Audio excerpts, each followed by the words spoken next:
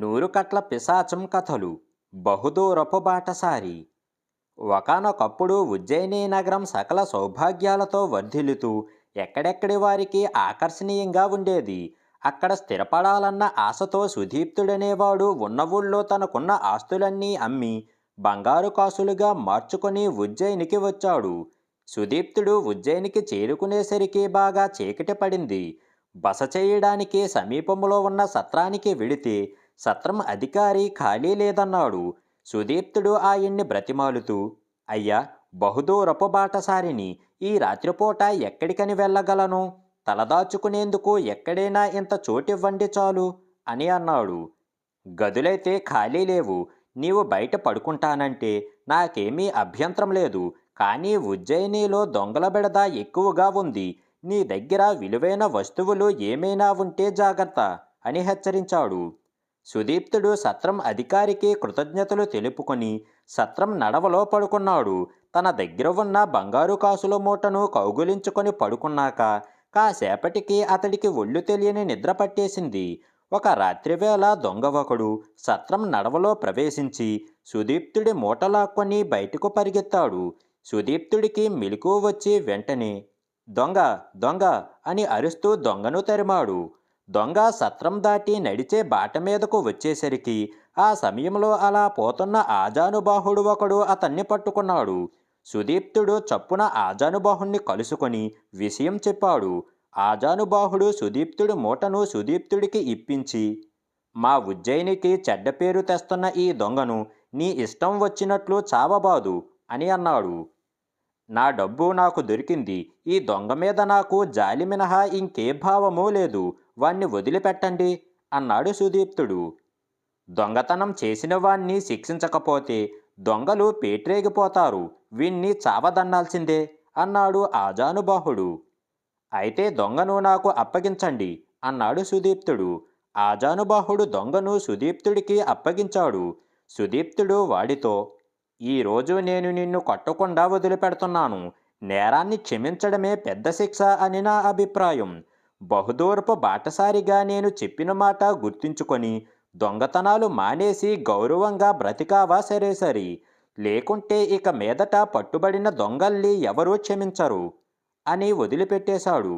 ఆజానుబాహుడు సుదీప్తుడి మంచితనానికి ఆశ్చర్యపడి, బాబు, నీవెవరివో గాని ఏ దేవలోకం నుంచో వచ్చిన శాంతిదూతవని నాకు తోస్తున్నది.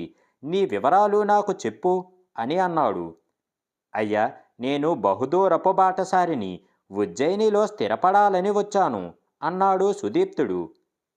అయితే నీవు నా ఇంటికి రా.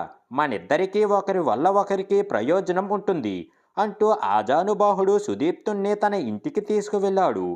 ఆజానుబాహుడి పేరు రంగయ్య. ఆయనకి ఒక్కగానొక్క కొడుకు వేణు. వయసు 12. తల్లి లేకపోవడం వల్ల తండ్రి మితిమీరిన గారాబం చేశాడు. దాంతో అతడు బాగా అల్లరివాడు అయ్యాడు. అతడి కారణంగా రంగయ్యకి చుట్టుపక్కల వాళ్ళందరితోనూ రోజూ గొడవలే. అవి ఎంతవరకు వచ్చాయంటే చివరికి కొందరు వేణుని చంపేస్తామని బెదిరిస్తున్నారు. ఇక అక్కడ ఉంటే లాభం లేదని తన ఇల్లు అమ్ముకొని ఆ ఊరు వదిలి వెళ్ళిపోవాలనుకుంటున్నాడు రంగయ్య. ఇది కనిపెట్టి ఆ ఇంటిని చవగ్గా కొనేయాలని చూస్తున్నారు కొందరు. అవతల కొడుకు ప్రాణాలకు ప్రమాదం ఉన్నది. యువతల ఇంటికి సరైన ధర పలకడం లేదు. దాంతో రంగయ్యకు మనసు నిలకడ లేకుండా ఉన్నది. ఎవరో ఆసామి మంచి ధర ఇచ్చి ఇల్లు కొంటానంటే రాత్రికి రాత్రి బయలుదేరి వెళ్ళాడు. కానీ గిట్టని వాళ్ళు ఆ బేరం కూడా చెడగొట్టారు.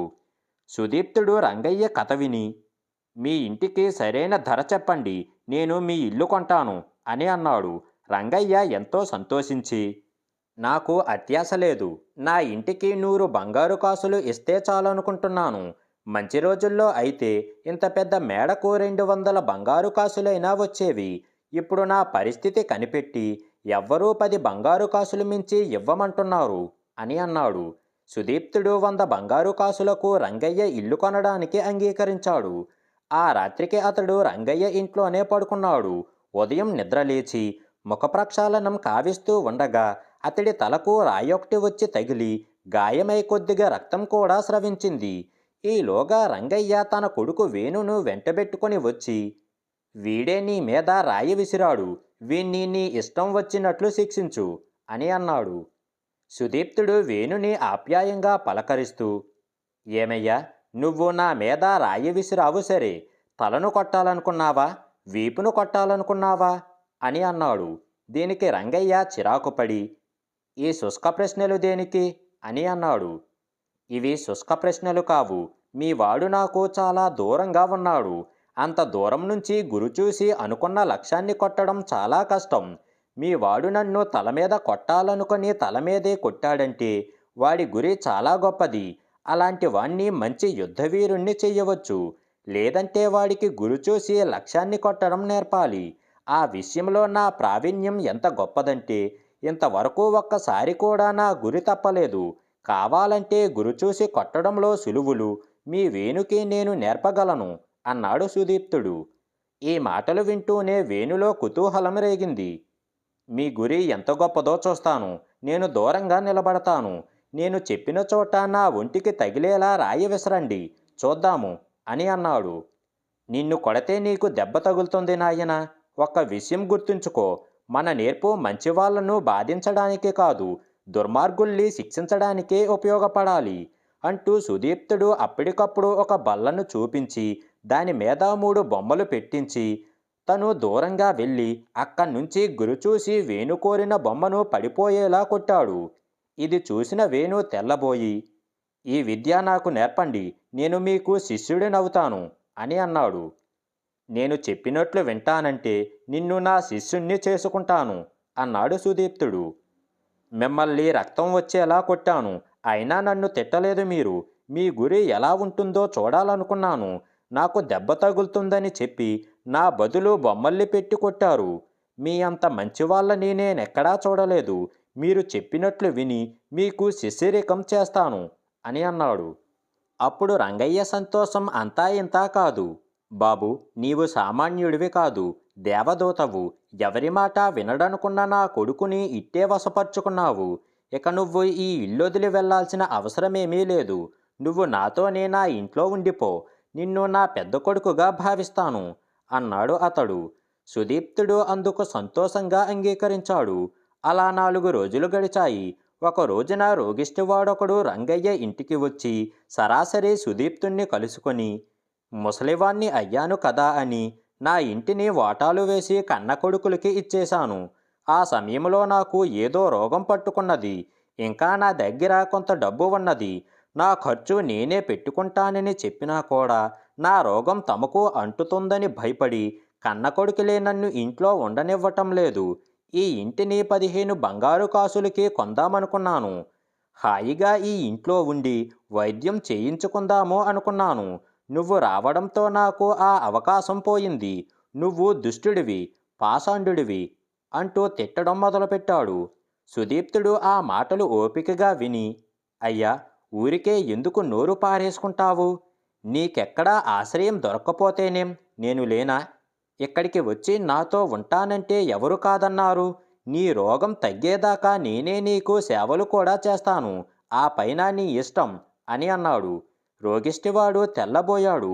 అతడు సుదీప్తుణ్ణి సహనాన్ని పొగిడి తన మకం ఆ ఇంటికి మార్చేశాడు. ఈ పరిణామానికి రంగయ్య ఇబ్బంది పడ్డాడు. అతడు సుదీప్తుణ్ణి పిలిచి, బాబు, ఇలా ఇంటికి వచ్చి దెబ్బలాడిన ప్రతివాణ్ణి మనింట్లో ఉంచుకుంటే కొన్నాళ్లకు ఈ ఇల్లే ఒక ధర్మసత్రమైపోతుంది. నీ చర్యలకు తప్పు పట్టాననుకోకు, బాగా ఆలోచించు అని హెచ్చరించాడు. సుదీప్తుడు రంగయ్యను కంగారు పడవద్దని సానునయంగా చెప్పి, ఈ ప్రపంచమే ఒక పెద్ద సత్రం. అందులో మనమందరం బహుదూరపు బాటసారులం. ఒకరికి ఒకరు సహాయపడితే ప్రయాణం సుఖమయమవుతుంది. లేదు, మనసుకు శాంతి ఉండదు. మీ ధనమాన ప్రాణాలకు నష్టం లేనంత కాలం నా చర్యల్ని కాదనకుండా ఉంటే చాలు. మనమందరము సుఖంగా ఉంటామని నాది హామీ అని అన్నాడు. ఇది జరిగిన 4 రోజులకు సుదీప్తుడి వయసే ఉన్న యువకుడు ఒకడు అతన్ని కలుసుకునేందుకు వచ్చి, నా పేరు వీరవర్మ. ఈ ఇంటిని నేను 10 బంగారు కాసులకు కొనాలనుకున్నాను. నాకు భయపడి ఈ ఇంటిని ఇంకెవ్వరూ కొనడం లేదు. నీ కారణంగా నాకు ఈ ఇల్లు కొనే అవకాశం పోయింది. ముందు నిన్ను చావదన్ని, ఆ తర్వాత రంగయ్యను కూడా 4 ఉతికితే గాని మీ ఇద్దరికీ బుద్ధి రాదు అని హడావుడి చేశాడు. సుదీప్తుడు అతడికి మాటలకు సమాధానం ఇవ్వలేదు. అతడితో కలయబడి 4 తన్ని అతన్ని తరిమేశాడు. వీరవర్మ ఉక్రోషంగా, మహామల్లుణ్ణి తీసుకువస్తాను, అప్పుడేం చేస్తావో చూద్దాము అని వెళ్ళిపోయాడు. ఇదంతా చూస్తున్న రంగయ్య సుదీప్తుడితో, బాబు, ఆ మహామల్లుడి అండ చూసుకొని వీరవర్మ ఆగడాలు మితిమీరిపోతున్నాయి. ఆ మహామల్లుడు రాక్షసుడిలా ఉంటాడు. మనకు వాడితో విరోధం వద్దు అని అన్నాడు. మనం ఉజ్జయినిలో ఉంటున్నామా, దుర్గమారణ్యంలో ఉంటున్నామా? తమరు వెళ్ళి రాజుకు ఫిర్యాదు చెయ్యండి. ఈలోగా నేను ఆ మహామల్లుడి అంతు చూస్తాను అన్నాడు సుదీప్తుడు. రంగయ్యకి అతడి మనోగత భావం అర్థం కాలేదు. అయినా అతడు చెప్పినట్లే రాజు వద్దకు వెళ్ళి జరిగిందంతా చెప్పుకున్నాడు. రాజుకి సుదీప్తుడి కథ వింతగా తోచింది. ఆయన 10 మంది సైనికులను వెంటబెట్టుకొని రంగయ్య ఇంటికి వచ్చాడు. అప్పటికి సుదీప్తుడు మహామల్లుడి చేతిలో చావు దెబ్బలు తింటున్నాడు. అతడి ఒళ్ళంతా రక్తసిక్తమైపోయింది. రాజు వెంటనే మహామల్లుణ్ణి, వీరవర్మను ఖైదు చేయించాడు. సుదీప్తుడితో రాజు, బాబు, నీ ప్రవర్తన విచిత్రంగా ఉంది. నేను విన్నదాన్ని బట్టి నీవు నీ డబ్బు కాజేసిన దొంగను క్షమించి వదిలిపెట్టావు. నిన్ను కొట్టిన వేణుని శిష్యుడిగా ఆదరించావు. తిట్టిన రోగిష్టివాడిని చేరదీసి సేవలు చేశావు. కానీ డబ్బిచ్చి ఇల్లు కొంటానన్న వీరయ్యను నువ్వే కొట్టావు. నీకంటే మహాబలవంతుడైన మహామల్లుడితో యుద్ధానికి తలపడ్డావు. వీటన్నిటికీ కారణాలు చెప్పగలవా అని అన్నాడు. సుదీప్తుడు రాజుకు వినయంగా నమస్కరించి, దొంగ అసహాయుడు, వేణు అమాయకుడు, రోగిష్టివాడు బలహీనుడు. నాకంటే అసహాయుల్ని, అమాయకుల్ని, బలహీనుల్ని అవగాహన చేసుకునేందుకు ప్రయత్నించాను. అత్యాచారానికి తలపడే దుష్టుల్ని మాత్రం నాకంటే బలవంతులైనా ఎదిరించాను. ఇది సామాన్యం అని నా ఉద్దేశం. ఇందులో విచిత్రం ఏమున్నదో నాకు తెలియడం లేదు అని అన్నాడు. రాజు అతడి వంక మెప్పుకోలుగా చూస్తూ, బాబు, తమకంటే తక్కువవారు చిన్న తప్పు చేసినా చులకన చెయ్యడము, తమకంటే బలవంతులు అత్యాచారాలు చేసినా సహించడము సామాన్యమంటూ ఒప్పుకుంటాను. నీ ప్రవర్తన అసామాన్యం. ఈనాటి నుంచి ఉజ్జయినికి నీవే ఆదర్శం. ఇక మీదట నీవు మాకు బహుదూరపు బాటసారివి కాదు, మా నగర పౌరుడివి అని అన్నాడు. సుదీప్తుడు ఆ నగరంలో స్థిరపడి ఎందరికో ఆదర్శప్రాయుడై ఎన్నో ఏళ్ళు సుఖంగా జీవించాడు. వినయశీలుడు ఈ కథ పూర్తి చెయ్యగానే, తనకంటే బలహీనుల్ని హింసించటం సామాన్యుడి లక్షణం. ఒక దేశానికి రాణినే ఉండి నేనింత సామాన్యంగా ఎలా ప్రవర్తించగలిగాను? సుదీప్తుణ్ణి నేను ఆదర్శంగా తీసుకోవాలి అని మనసులో మదనపడింది మహారాణి. రాణి ఆలోచనలు ఎలా ఉన్నప్పటికీ ఆమెకి కథ బాగా నచ్చింది. ఆమె కథని మెచ్చుకోగానే వినయశీలుణ్ణి ఆవహించిన 100 కట్ల పిశాచానికి మరో కట్టు విడిపోయింది. మర్నాడు వినోద ప్రదర్శనకు ముందు యథాప్రకారం కథ వినడానికి మళ్ళీ వచ్చింది మహారాణి. వినయశీలుణ్ణి ఆవహించి ఉన్న పిశాచం మరో కథ చెప్పడం ప్రారంభించింది. 100 కట్ల పిశాచం కథలు. రాక్షసుడు, మాంత్రికుడు.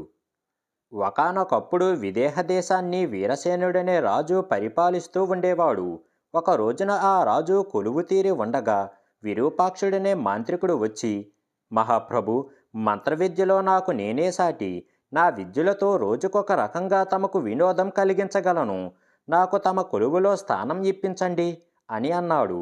వీరసేనుడు ముందుగా విరూపాక్షుణ్ణి తన సామర్థ్యం నిరూపించుకోమన్నాడు. అప్పుడు విరూపాక్షుడు తన మంత్రశక్తితో గాలిలోకి ఎగిరాడు. వానలు కురిపించాడు. మనుషుల్ని చిలకలుగా మార్చాడు. మళ్ళీ వారిని మనుషులుగా చేశాడు. ఆ ప్రదర్శన చాలా అద్భుతంగా ఉన్నది. కొలువులోని వారంతా ఆనందంతో చప్పట్లు కొట్టారు. వీరసేనుడు కూడా ఎంతో సంతోషించి, నీ సామర్థ్యం ప్రశంసనీయం. ఈ రోజు నుంచి నీవు నా ఆస్థాన మాంత్రికుడివి. నెలకు 1000 వరహాలు జీతం అని చెప్పాడు. ఈ విషయం క్రోధాక్షుడనే మరో మాంత్రికుడికి తెలిసింది. అతడు ఆకాశ మార్గాన పయనించి హుటాహుటిన రాజాంతపురానికి వెళ్ళి వీరసేనుణ్ణి కలుసుకున్నాడు. నీ కొలువులో మాంత్రికుణ్ణి నియమించావని తెలిసింది. ఈ రాజ్యంలో నేను ఉండగా నీ కొలువులో మరో మాంత్రికుడు ఉండటానికి వీల్లేదు.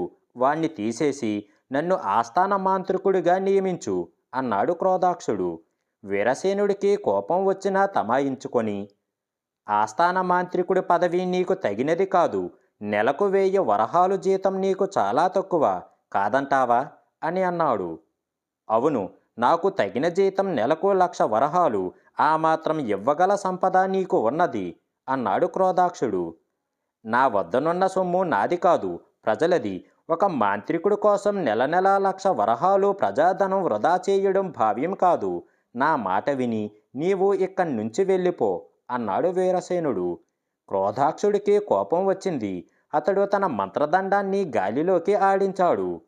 మహామాంత్రికుణ్ణి నా అంతట నేనే వచ్చి నీ ఆస్థానంలో ఉంటానంటే కాదన్నావు. ఈ నిరాదరణకు ఫలితం అనుభవించక తప్పదు. నీవు కుక్కవైపోతావు అని అన్నాడు. అంతే, ఉన్నట్లుండి ఆకాశంలో పెద్దగా ఉరుము ఉరిమిన శబ్దం వచ్చింది. వీరసేనుడు ఎప్పటిలాగే ఉన్నాడు. కానీ క్రోధాక్షుడికి మాత్రం క్షణాల్లో ముసలి రూపం వచ్చేసింది.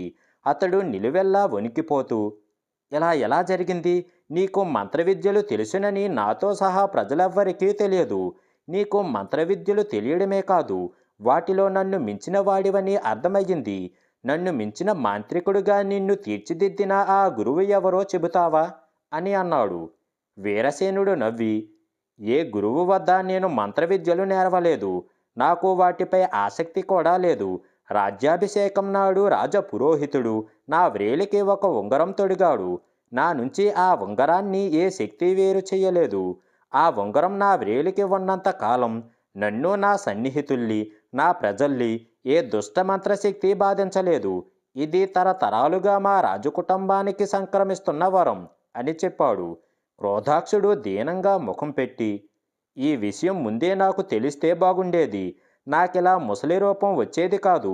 ఈ రూపం ఎలా పోతుందో చెప్పి పుణ్యం కట్టుకో అని అన్నాడు. నీకు ముసలి రూపం రావడానికి కారణం నీ అజ్ఞానం కాదు, నీ దుర్బుద్ధి అని తెలుసుకోవడం నీకే మంచిది. ఏది ఏమైనా నీకు ఈ ముసలి రూపం శాశ్వతం కాదులే. నా రాజ్యం వదిలి వెళ్ళిన మరుక్షణం నువ్వు మళ్ళీ మామూలు మనిషివి అవుతావు అన్నాడు వీరసేనుడు. క్రోధాక్షుడు విదేహ రాజ్యం వదిలిపెట్టాడు. రాజ్యం పొలిమేర దాటగానే అతడు మళ్ళీ పడుచువాడిగా మారిపోయాడు. కానీ రాజు మీద అతడికి చాలా కోపంగా ఉన్నది. ఎలాగైనా పగ తీర్చుకోవాలని అనుకున్నాడు. ఏం చెయ్యాలా అని తీవ్రంగా ఆలోచించినా ఏమీ స్ఫురించలేదు.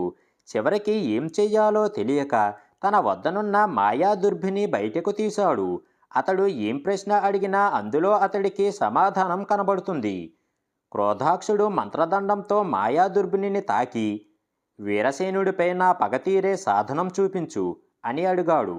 అప్పుడు అతడికి దుర్బినిలో రక్తనేత్రుడనే భయంకరమైన బ్రహ్మరాక్షసుడు కనిపించాడు.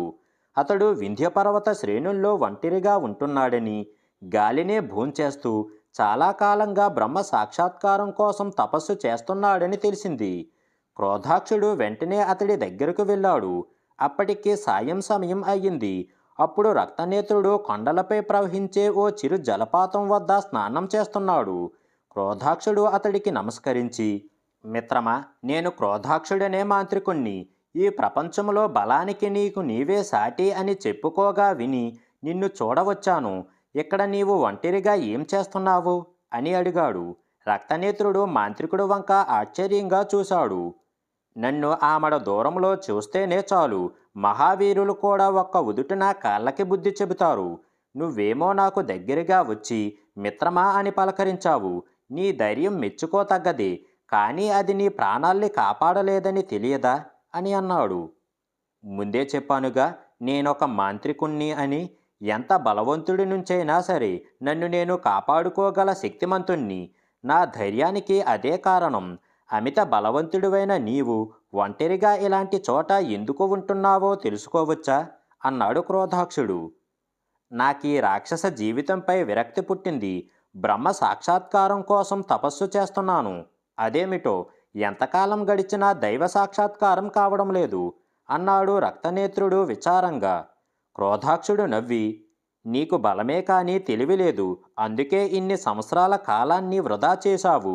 నా సలహా విన్నావంటే ఇక నీవు తపస్సు మానివేయవచ్చు. ఆ బ్రహ్మదేవుడే నిన్ను వెతుక్కుంటూ వస్తాడు అని అన్నాడు. రక్తనేత్రుడు కుతూహలంగా, అలాంటి ఉపాయమున్నదా? ఉంటే నాకు చెప్పు, వెంటనే అమలుపరుస్తాను అని అన్నాడు. నీవు నీ పెద్దల అడుగుజాడల్లో నడవాలి. పూర్వం రావణాసురుడు ఏం చేశాడు? తన శక్తితో అన్ని లోకాలను జయించాడు. అన్ని సుఖాలు అనుభవించాడు. చివరకు భగవంతుడి చేతిలో అంతమొంది మోక్షం సంపాదించాడు. నువ్వు అదే చెయ్యి అన్నాడు క్రోధాక్షుడు. సరే, ముందు స్వర్గలోకానికి వెళ్ళి దేవేంద్రుణ్ణి జయించి వస్తాను అన్నాడు రక్తనేత్రుడు ఉత్సాహంగా. భలేవాడివే, స్వర్గలోకానికి వెళ్ళడం ఎందుకు? ముందు భూలోకాన్ని జయించు అన్నాడు క్రోధాక్షుడు. అందువల్ల నిజంగా దేవుడు నాకు ప్రత్యక్షం అవుతాడా అన్నాడు రక్తనేత్రుడు అపనమ్మకంగా. క్రోధాక్షుడు రాక్షసుడికి తన ఉపాయం వల్ల కలిగే ప్రయోజనాల్ని వివరించాడు. రక్తనేత్రుడికి అపారమైన బలం ఉన్నది. ఆ బలానికి తగ్గ కీర్తి ప్రతిష్టలు తెచ్చుకుంటే భగవంతుడు ఎంతో సంతోషిస్తాడు. రక్తనేత్రుడు భూలోకంలో ప్రజలను బాధిస్తే భగవంతుడు ఆ చర్యల్ని సహించలేడు. అందువల్ల దేవుడు వెంటనే అతడికి ప్రత్యక్షమవుతాడు. అలా జరగలేదు, ఇంకో విధంగా కూడా అతడికి ప్రయోజనం ఉంటుంది. అదేమిటంటే, ప్రజల్ని రక్తనేత్రుడి బాధ నుంచి తప్పించమని ఏ సన్మార్గుడో భగవంతుడిని వేడుకుంటాడు. భగవత్ సాక్షాత్కారం కోసం తపస్సు కూడా చేస్తాడు. అంటే రక్తనేత్రుడి బదులు వేరెవ్వరో తపస్సు చేస్తారు. ఆ విధంగా రక్తనేత్రుడికి తపస్సు చేయాల్సిన అగత్యం తప్పుతుంది.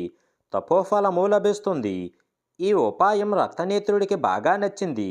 అతడు క్రోధాక్షుడి తెలివిని మెచ్చుకొని, ఇన్ని చెప్పిన వాడివి భూలోకంలో ముందుగా ఏ రాజ్యంపై దాడి చెయ్యాలో కూడా నువ్వే చెప్పు. నువ్వు చెప్పినట్లే చేస్తాను అని అన్నాడు.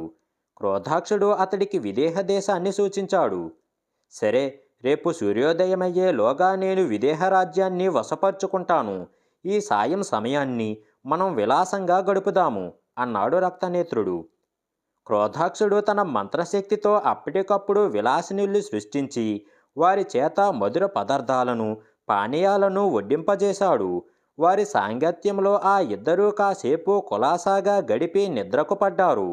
ఈలోగా విదేహరాజు వీరసేనుడికి ఆ రాత్రి ఒక కల వచ్చింది. ఆ కలలో రాజుకి రక్తనేత్రుడు కనిపించాడు. వీరసేనుడు ఉలిక్కిపడి నిద్రలేచాడు. కలలో రక్తనేత్రుడి రూపం అతడికి ఇంకా గుర్తుకు ఉన్నది. రాజు వెంటనే రాజపురోహితుడికి కబురు పంపి రప్పించి తన కల గురించి చెప్పాడు. రాజపురోహితుడు సాలోచనగా, నీ వ్రేలికి నేను తొడిగిన ఉంగరం ఉండగా నీ కలలో ఎటువంటి దుష్టశక్తి రాకూడదు. వచ్చినదంటే ఈ ఉంగరం ప్రభావాన్ని మించిన శక్తి నిన్ను లోబర్చుకోబోతున్నదని అర్థం. నీ ఉంగరం నిన్ను మాంత్రికుల బారి నుంచి రక్షించగలదే తప్ప రాక్షసుల బారి నుంచి రక్షించలేదు. ఎంతో పేరెన్నిక గల పురాణ పురుషులే రాక్షసుల బారి నుంచి తప్పించుకునేందుకు ఎన్నో సంవత్సరాలు శ్రమపడ్డారు. ఇప్పుడు నీకు దైవాన్ని ఆశ్రయించడం ఒక్కటే మార్గం. తక్షణం శుచివై తపోదీక్ష ప్రారంభించు. నీకు శుభం జరుగుతుంది అని అన్నాడు. వీరసేనుడు రాజుగురువు సూచన అక్షరాలా పాటించాడు. ఈలోగా అక్కడ క్రోధాక్షుడు రక్తనేత్రుడు తెలతెలవారుతూ ఉండగానే నిద్రలేచి స్నానాదులు పూర్తి గావించి ప్రయాణమయ్యారు. వారలా కొంత దూరం వెళ్ళేసరికి వాళ్ళ కళ్ళ ముందు మెరుపు మెరిసినట్లు అయ్యింది. కళ్ళు జిగేలు మనడంతో క్రోధాక్షుడు అప్రయత్నంగా కళ్ళు మూసుకున్నాడు. కళ్ళు తెరిచి చూసేసరికి పక్కన రక్తనేత్రుడు లేడు. రక్తనేత్ర, రక్తనేత్ర అంటూ క్రోధాక్షుడు ఎలుగెత్తి పిలిచాడు. బదులుగా అతడికి పెద్దగా నవ్వు వినిపించింది. ఎవరిది ఆ నవ్వు అన్నాడు క్రోధాక్షుడు. నేను భగవంతుణ్ణి క్రోధాక్ష. నీవు చెప్పిన ఉపాయం ఫలించింది. రక్తనేత్రుడికి మోక్షమిచ్చాను. నీకు కూడా ఏం వరం కావాలో కోరుకో అన్న మాటలు క్రోధాక్షుడికి వినిపించాయి. నీవు భగవంతుడివి కాదు, ఎవరో నాతో పరిహాసమాడుతున్నారు. నేను రక్తనేత్రుడికి మోక్షం కోరలేదు, విదేహరాజు పతనం కోరాను అన్నాడు క్రోధాక్షుడు కోపంగా. మూర్ఖుడా, ఏ రాజు ప్రజలను తన కన్నబిడ్డల్లా చూసుకుంటాడో ఆ రాజుకు పతనం ఉండదని నీకు తెలియదా అన్న మాటలు మళ్ళీ క్రోధాక్షుడికి వినిపించాయి. ముందు నీవు ఎవరివో నా కంటికి కనిపించు అంటూ క్రోధాక్షుడు హుంకరించాడు. భగవంతుణ్ణి కల్లారా చూసే అర్హత నీకు లేదు, అందుకే నేను నీకు కనపడను. నీలో మంచి బుద్ధి కలిగేదాకా నువ్విక్కడే బ్రహ్మరాక్షసుడివై పడి ఉంటావు.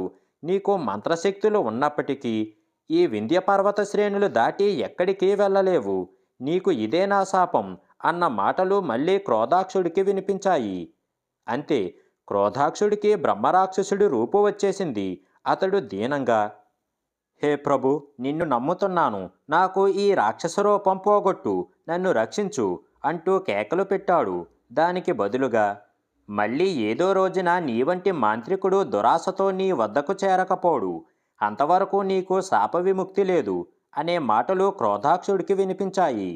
వినయశీలుడు ఈ కథ పూర్తి చెయ్యగానే విరూపాక్షుడు తనకున్న మంత్రశక్తులతో అసహాయుల్ని వేధించకుండా తనకంటే శక్తిమంతుడైన వీరసేనుడి కొలువులో చేరి అతడికి అతడి ప్రజలకు వినోదం కలిగించాలి అనుకున్నాడు. అలాగే చేశాడు. కానీ క్రోధాక్షుడు మాత్రం రాజు ఇవ్వజూపిన నెలకు 1000 వరహాల జీతంతో తృప్తి పడలేదు. తన మంత్రశక్తులతో అపరిమితంగా డబ్బు ఆర్జించాలి అనుకున్నాడు. అందుకే వీరసేనుడు అతన్ని చేరదీయలేదు. వీరసేనుడికి ఉన్న ప్రజాభిమానమే అతడి రాజ్యాన్ని రక్తనేత్రుడు వంటి భయంకర రాక్షసుడి ప్రమాదం రాకుండా కాపాడింది. వీరసేనుడు లాంటి రాజుని తాను ఆదర్శంగా తీసుకోవాలనే విషయం ఇంతకాలం తనకు ఎందుకు స్ఫురించలేదు అని మనసులో మదనపడింది రాణి. మహారాణి ఆలోచనలు ఎలా ఉన్నప్పటికీ ఆమెకి కథ బాగా నచ్చింది. ఆమె కథని మెచ్చుకోగానే వినయశీలుణ్ణి ఆవహించిన 100 కట్ల పిశాచానికి మరో కట్టు విడిపోయింది. మర్నాడు వినోద ప్రదర్శనకు ముందు యథాప్రకారం కథ వినడానికి మళ్ళీ వచ్చింది మహారాణి. వినయశీలుణ్ణి ఆవహించి ఉన్న పిశాచం మరో కథ చెప్పడం ప్రారంభించింది.